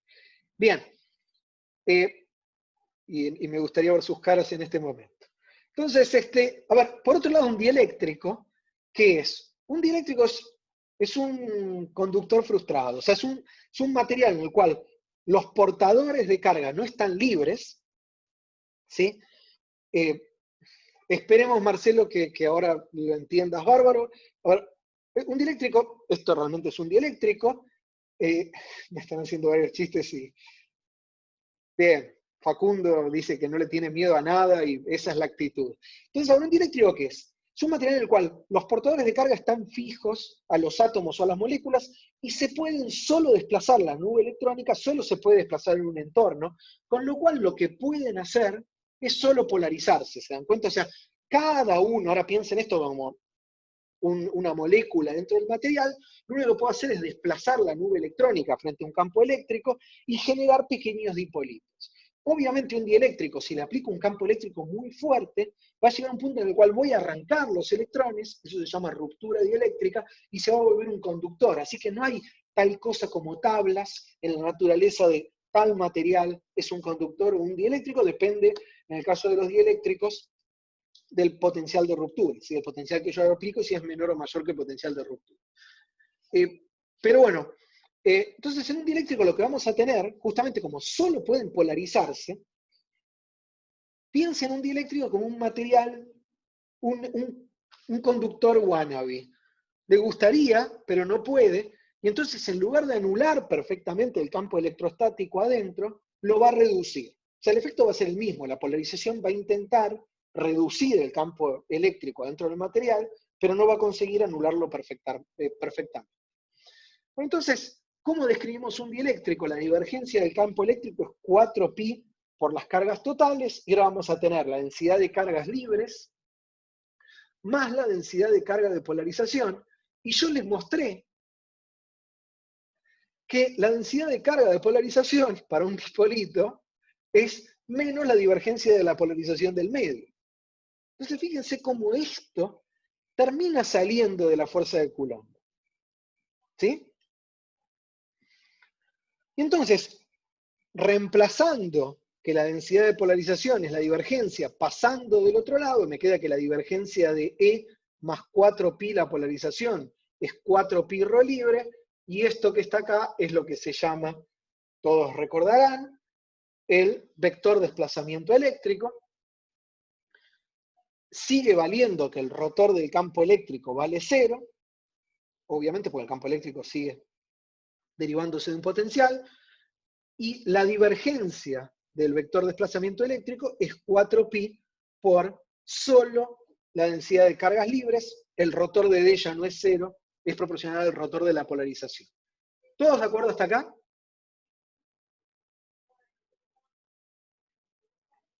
Muy bien. Para poder resolver las ecuaciones de Maxwell, ahora necesito lo que les decía, una relación constitutiva, o sea, una relación entre D y E, o entre la polarización y E. Es más correcto hablar una relación entre la polarización y el campo, o sea, cómo el medio se polariza en presencia de un campo. Entonces, lo que podemos hacer, la polarización es la respuesta del medio al campo externo, podemos desarrollar la respuesta en función del campo eléctrico, en Taylor, y entonces nos va a quedar la polarización en ausencia del campo, más un término de primer orden que es la variación de la polarización respecto del campo eléctrico por el campo eléctrico, más un término de segundo orden, etc. ¿Sí? Y estos coeficientes del desarrollo son propiedades del medio. Básicamente lo que me miden es la respuesta del medio cuando yo le aplico un campo eléctrico. Si este término es distinto de 0, fíjense que tengo un medio que está polarizado eléctricamente, aún en ausencia de campo eléctrico externo. Ese tipo de medios se llaman electretes. En la mayoría de los casos, lo que nos va a pasar es que no vamos a trabajar con electretes, vamos a tener medios que solo se van a polarizar al imponer un campo, entonces este término va a ser 0. Y si el campo es lo suficientemente débil, como este término es cuadrático en los campos, podemos truncar el desarrollo y lo que nos queda es una respuesta lineal, o sea, la polarización va como unos coeficientes por el campo eléctrico, donde este coeficiente que está acá, que lo escribí ahora como un tensor, en el caso más general, asumiendo que el medio puede no ser isótropo, o sea, yo puedo tener este medio, imponer un campo eléctrico en esta dirección, y que el medio, en lugar de polarizarse en esta dirección, se polarice en un ángulo. Pero entonces, en general, esta derivada, la derivada de la polarización respecto del campo eléctrico, para campos eléctricos chiquitos, es lo que se define como el tensor de susceptibilidad eléctrica, y la polarización es igual al tensor de susceptibilidad eléctrica por el vector del campo eléctrico. Pedro me dice un ejemplo de electrete en la vida real.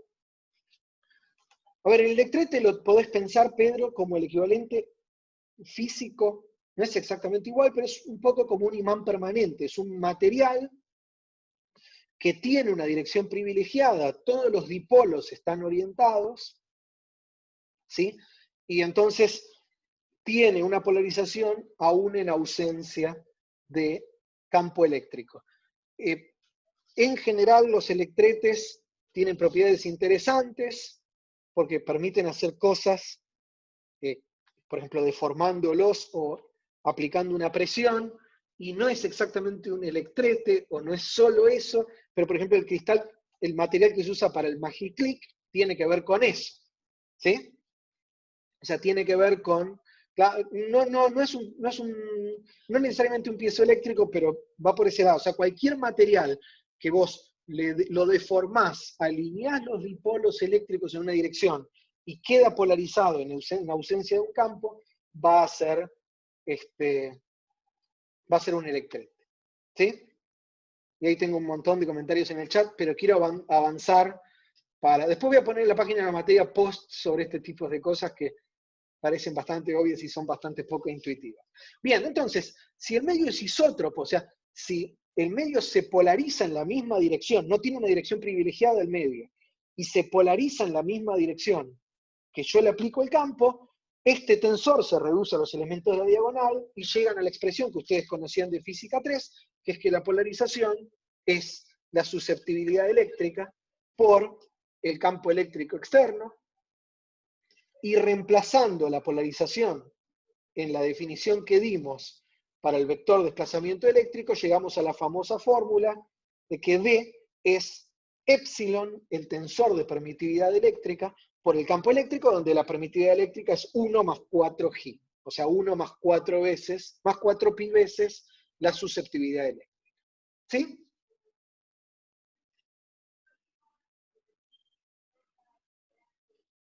Bien. Entonces, si están de acuerdo hasta acá, déjenme decirles dos cosas, una cosa más antes de seguir. Ya estamos llegando al final del repaso de electrostática. Yo estoy tomándome el trabajo de repasar medios materiales ahora porque por las próximas 6 u 8 clases, todo lo que vamos a hacer a la hora de resolver la ecuación de Poisson, que nos apareció hoy, lo voy a hacer en vacío. Y ustedes se van a encontrar ejercicios en los cuales van a tener que trabajar en medios materiales, y lo único que tienen que usar son las relaciones que les acabo de dar hoy. Entonces, un problema que va a ser ya bastante tedioso desde las cuentas, a mí explicarles dieléctricos hoy, además de servirme como repaso, me va a servir para simplificar la forma de explicarles las cosas. ¿Sí? Bueno, entonces, lo último que les quiero decir del repaso de electrostática es: repasemos las condiciones de contorno cuando tenemos interfaces. Esto va a ser importante para esta materia. Entonces, pensemos que tenemos dos medios, por ejemplo, un medio con permitividad eléctrica epsilon 1, un medio con permitividad eléctrica epsilon 2, o puede ser un conductor. Tenemos una superficie que separa los dos medios, que en principio podría tener una densidad superficial de carga sigma. De un lado vamos a tener un campo eléctrico E1 y un desplazamiento D1, y del otro lado campos y desplazamientos E2 y D2. Y yo lo que quiero saber es qué pasa con los campos en la interfaz. ¿Sí? Entonces, vamos a tomar un cilindro, un pequeño cilindro muy chiquitito.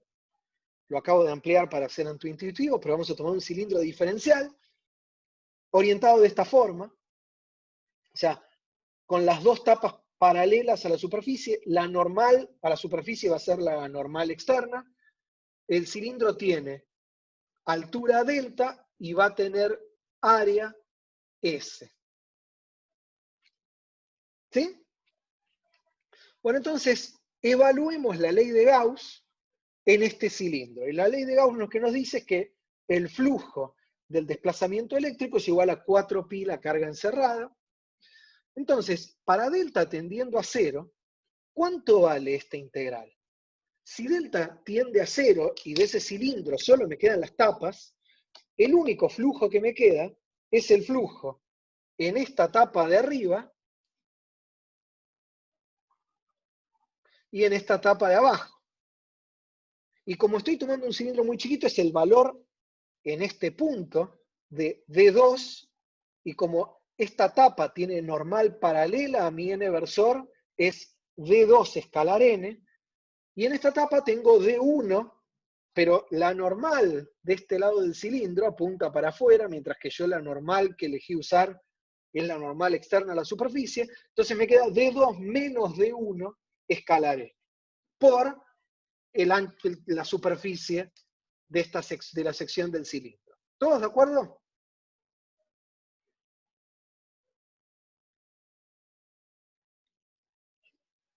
Muy bien. Calculemos la otra integral. Calculemos 4pi por la carga encerrada. 4pi por la carga encerrada es 4pi la integral de ρ en todo este volumen que está acá. Y eso es 4pi por ρ por la altura del cilindro por la sección. O sea, 4pi ρ delta por S. ¿Sí? Ahora, ρ por delta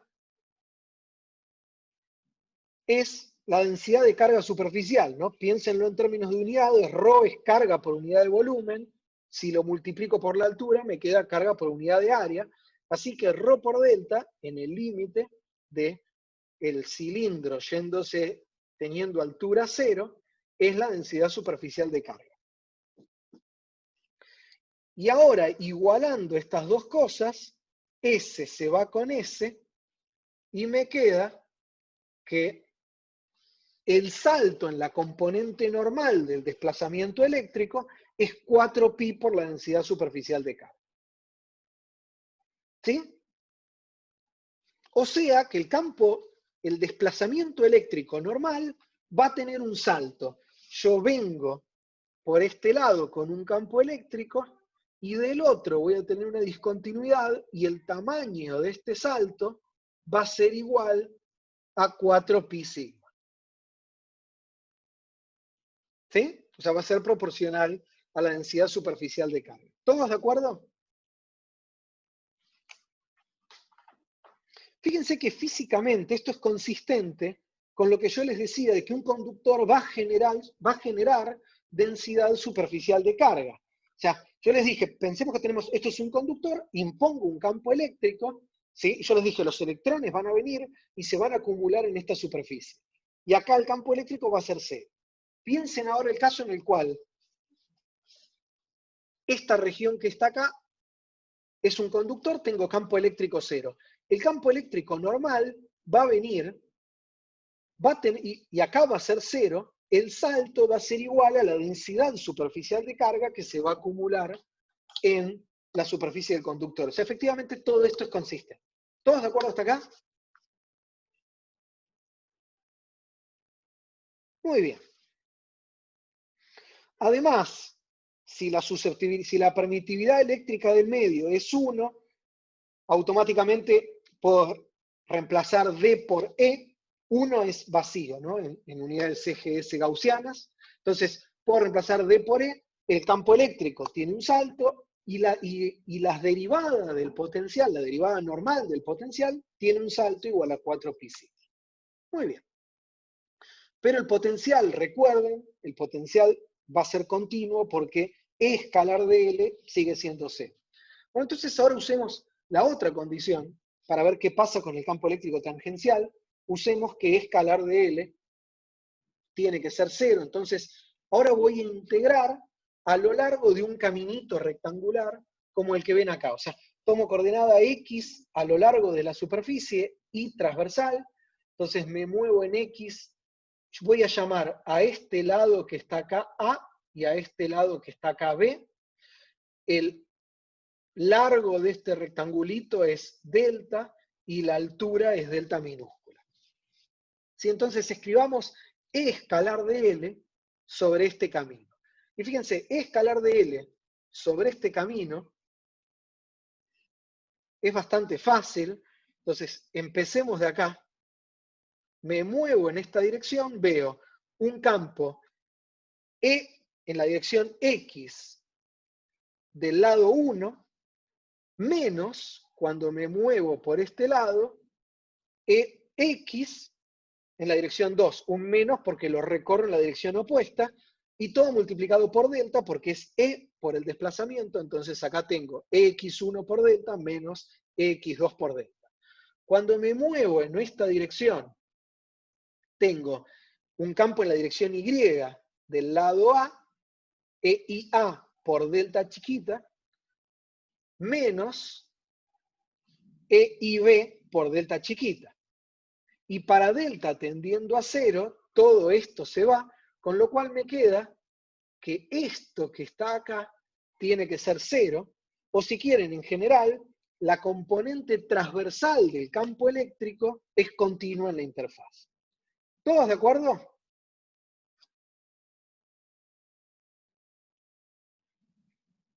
Bien, y se sigue automáticamente que el potencial no tiene un salto.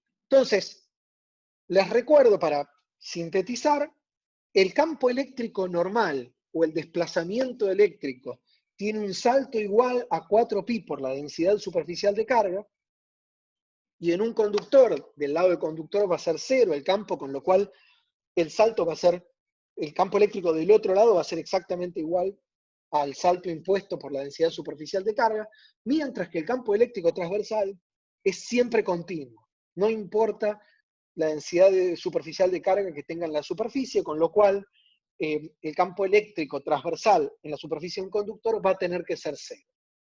¿Sí? Esto vale para conductores y para dieléctricos, pero quiero que lo piensen para ambos casos. Entonces, recapitulando, y me quedan 10 minutos de clase para adelantarles algo para la clase que viene, pero recapitulando, fíjense que construimos o reconstruimos muy rápidamente toda la electrostática que ustedes vieron en el curso previo de electromagnetismo partiendo de la ley de Coulomb. O sea, lo único que yo usé es el hecho de que Coulomb hizo mediciones con una balanza de torsión, puso diferentes cargas a diferentes distancias, hizo una tabla, vio que la fuerza decaía con el cuadrado de la distancia, y después, usando un poco de formalismo y metiéndoles conceptos que nos van a resultar útiles, como distribuciones, como el desarrollo multipolar, o como el mismo teorema de Gauss, y notación de índices, pero básicamente solo formalizando el resultado de que la fuerza decae como el cuadrado de la distancia, obtuvimos las dos ecuaciones de Maxwell para el campo eléctrico. En el caso electrostático, obtuvimos cómo escribir la densidad de carga asociada a la polarización, y ahora obtuvimos las condiciones de contorno. O sea, todo lo fuimos construyendo partiendo de la expresión empírica de la fuerza de Coulomb.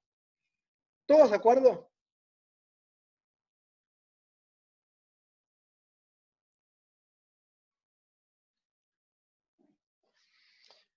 Muy bien, entonces, la próxima clase, lo que yo voy a hacer es mucho más rápido que lo que hice electrostática en estas dos clases. Voy a hacer un repaso rápido por magnetostática. El esquema va a ser el mismo. A ver, Marcelo tiene una pregunta. Bueno, dice para después, así que dejémosla para el final. Entonces, el esquema va a ser el mismo. Voy a partir de una fuerza experimental, voy a obtener la ley de Ampère, voy a hacer el desarrollo multipolar, vamos a ver qué pasa en un medio material, vamos a ver cuáles son las condiciones de contorno y lo más importante, los voy a convencer que tanto el problema electrostático como el problema magnetostático se reduce a un problema de Poisson. Con lo cual, si aprendemos a resolver las ecuaciones de Poisson,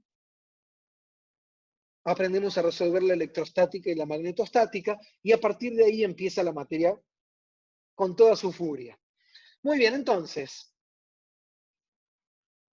déjenme ganar un poquito de tiempo para la clase que viene. Repasemos lo básico de magnetostática, que es cómo definimos el campo magnético.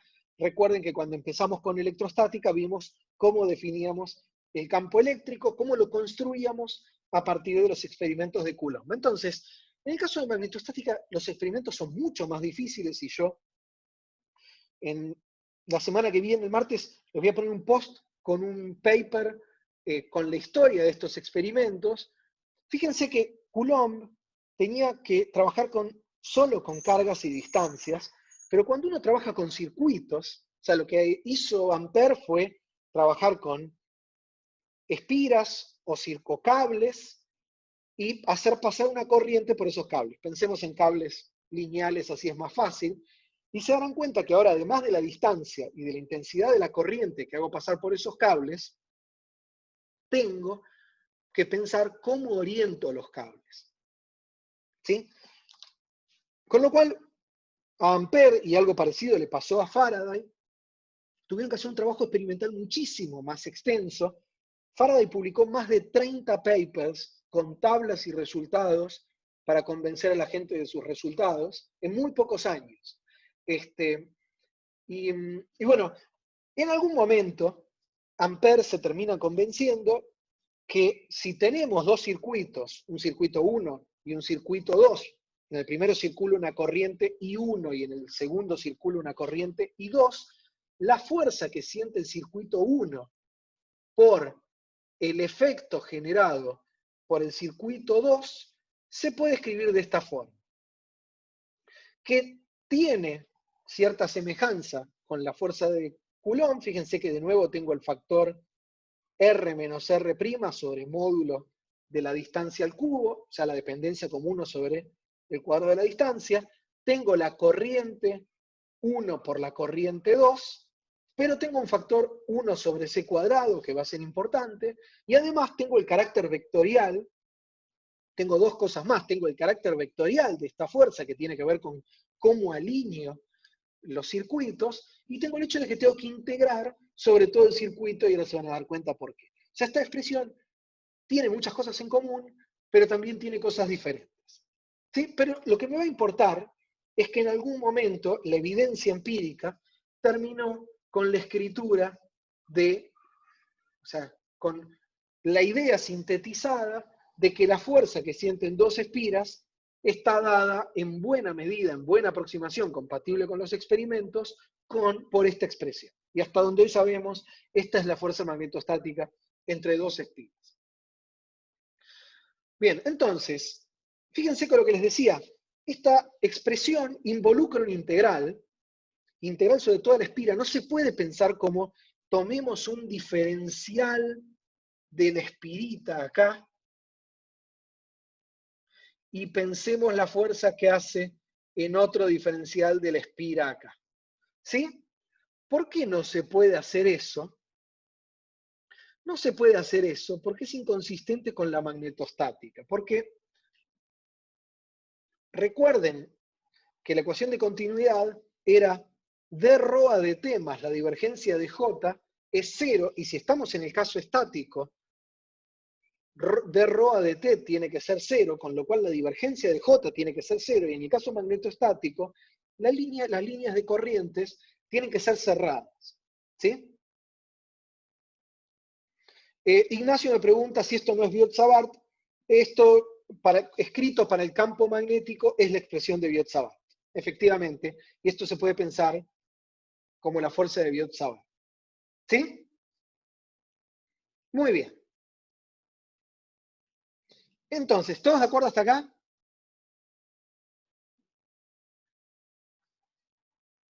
Bien, muy bien. Entonces, es muy fácil verificar que esta expresión satisface el principio de acción y reacción. Solo basta usar, hay un doble producto vectorial, entonces solo basta usar que A por B por C es igual a menos B por A por C para cambiar el orden y darse cuenta que la fuerza que la espira 2 ejerce sobre la 1 es igual a menos la fuerza que la espira 1 ejerce sobre la espira 2. Pero es un principio de acción y reacción débil porque la fuerza no está orientada a lo largo de las espiras. Es una fuerza en general transversal. Pero satisface el principio de acción y reacción. Muy bien. Entonces, lo que me va a interesar para los últimos 2 minutos de la clase es, ¿puedo hacer lo mismo que hicimos en electrostática y pensar esta expresión y decir, bueno, pensemos que tengo una espirita de prueba, pensemos que la espira 1 es una espira, un circuito de prueba, tengo una fuente, una espira grande que me genera un campo, yo puedo a cada punto del espacio asignarle una flecha, un campo magnético, tal que la corriente de esta espira por producto vectorial, el campo magnético, me dé la fuerza que siente la espira. Entonces, puedo agarrar y tomar un 1 sobre C por esta integral, asociar eso a un campo magnético, de forma tal que la fuerza sea lo que les acabo de decir, la fuerza va a ser 1 sobre C, la integral a lo largo de la espira 1 de la corriente por el campo magnético generado por la espira 2, y es automático que la espira 2, la definición correcta y consistente con la fuerza que vemos acá, que sale de la ley de Ampère, o si quieren de Biot-Savart, es 1 sobre C, la integral a lo largo de la espira de la corriente vector R1 menos R2 sobre 1 R1 menos R2 al cubo. Y si ahora, en lugar de pensar que tengo cables, digo, bueno, ¿qué pasa si tengo una densidad volumétrica de corriente? El campo magnético se escribe 1 sobre C, la densidad de carga, la densidad de corriente, producto vectorial R menos R' sobre módulo de R menos R' al cubo. ¿Sí? Con lo cual, acabamos de construir, igual que construimos el campo eléctrico, partiendo de los experimentos de Ampère, construimos una expresión para el campo magnético. Y ahora ya no voy a repetir todo lo que hice al principio de la materia. Ustedes ya ahora saben que si yo tengo un cable unidimensional, esta expresión sigue valiendo, tendré que escribir la densidad de corriente como una delta de Dirac. O sea, no hay ningún problema, esta expresión va a ser general. ¿Todos de acuerdo?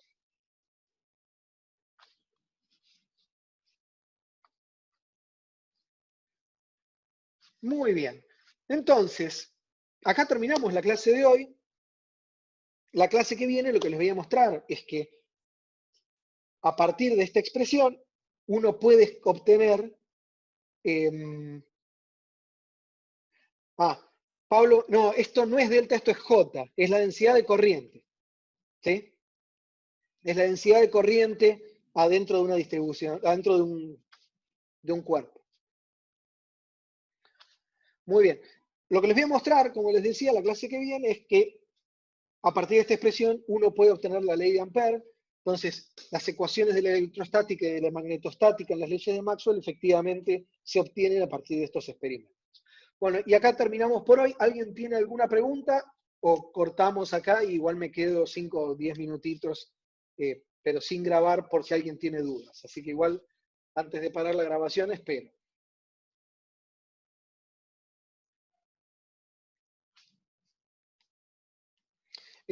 Pablo me hace una pregunta que ahora lo cuento después de finalizar la grabación porque es una repetición de algo. Y Gabriel me hace una pregunta de la densidad de corriente. Dale, Gabriel.